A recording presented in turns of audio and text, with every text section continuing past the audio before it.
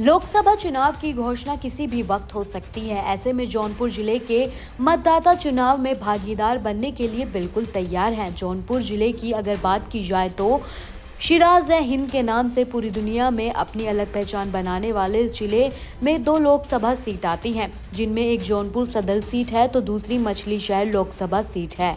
सदर सीट 2019 में भाजपा हार गई थी, जबकि मछली शहर मामूली वोट से भाजपा जीती थी।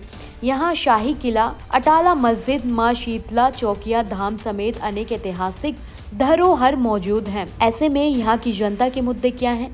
कितना खरी उतरी डबल इंजन की भाजपा सरकार व वर्तमान जौनपुर के सांसद ने कितना कार्य किया, सीधे जानने का प्रयास किया हमारे संवाददाता हुसैन कमर ने। देखिए हमारी ये खास रिपोर्ट है। लोकसभा चुनावों की बिगुल कभी भी फूंक सकता है और यहाँ पर देखा जाए कि दयालु गुरु जो कि बनारस से हैं और यहाँ पे मंत्री हैं, जौनपुर की कमान उनको संभाली गई है। इसी से मुद्दे को लेकर कार्यकर्ताओं में एक उत्साह है और उसको देखें।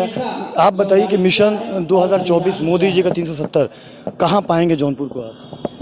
हम जौनपुर ही नहीं, हम पूर्वांचल की वो सारी सीटें जीतने जा रहे हैं। उत्तर प्रदेश की सारी सीटों को जीतने का हमारा जो दावा है वो गलत नहीं है। हम परिणाम आपके सामने आएगा तो आप देखिएगा।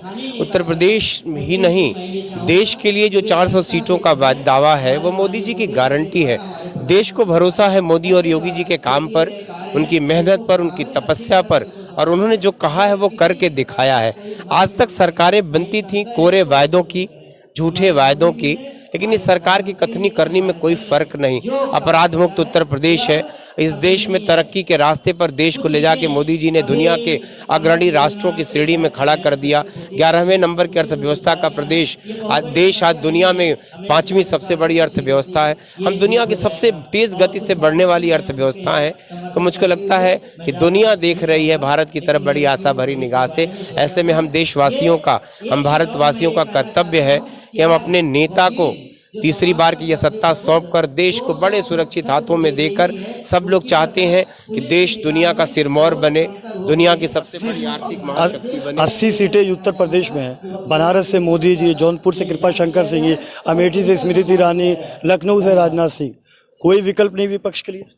कहाँ विकल्प है? और इन सभी सारे लोगों ने अपने आप को साबित किया है। देश की राजनीति में, केंद्रीय राजनीति में बहुत बड़े बड़े पदों पर रह के देश के लिए काम किया है लोगों ने।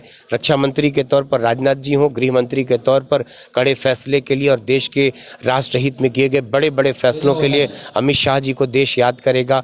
और देश की तरक्की के राह पर ले जाने के लिए देश मोदी जी को चाहता है, देश के मोदी जी उसके हमेशा प्रधानमंत्री बने रहे और देश भारत दुनिया का सिरमौर बना रहे। कांग्रेस में नेतृत्व की कमी है जो भगदड़ मची है। आप भी आए, कृपा शंकर जी आए, राजेश विजय, भगदड़ में उनकी कमी न होती तो आज कांग्रेस कहाँ खड़ी है देख लीजिए। देश में, पूरे देश में शासन करने वाली कांग्रेस आज अपने लिए प्रत्याशी ढूंढने में तरस रही है। आज सारे छोटे छोटे दलों के सामने झुकने पर विवश है कांग्रेस, उन लोगों से समझौते करने पर विवश है कांग्रेस जो कांग्रेस को गाली दे के जिन्होंने अपनी पार्टियां बनाया है।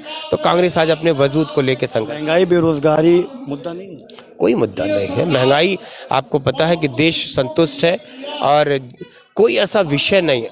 कोई बात अगर ऐसी आती भी है तो सरकार उसको तत्काल कंट्रोल करती है। और आपने 10 साल की उपलब्धियां शायद इस देश में हम लोग बखान करते करते, हम लोग उपलब्धियों को बताते बताते, देश में हुए काम, गरीब के हित में, किसान के हित में, मजदूर के हित में जितने काम हुए हैं शायद उनको गिनाते हुए सुबह हो जाती है। यानी 80 में 80 निश्चित 100% अब की बार 400 के पार। बिल्कुल, ये थे दयाशंकर मिश्रा जी, दयालु जी, जिन्होंने कि बताया कि भारतीय जनता पार्टी किसी तरीके से छूट देने के मूड में नहीं है और 80 में 80 सीट जीतेगी, जिसकी तैयारी बनारस से लेकर लखनऊ और पूरे भारत के अंदर कर दी गई है और उत्तर प्रदेश में 100% रिजल्ट रहेगा। हुसैन कमर, सहारा न्यूज़, जौनपुर।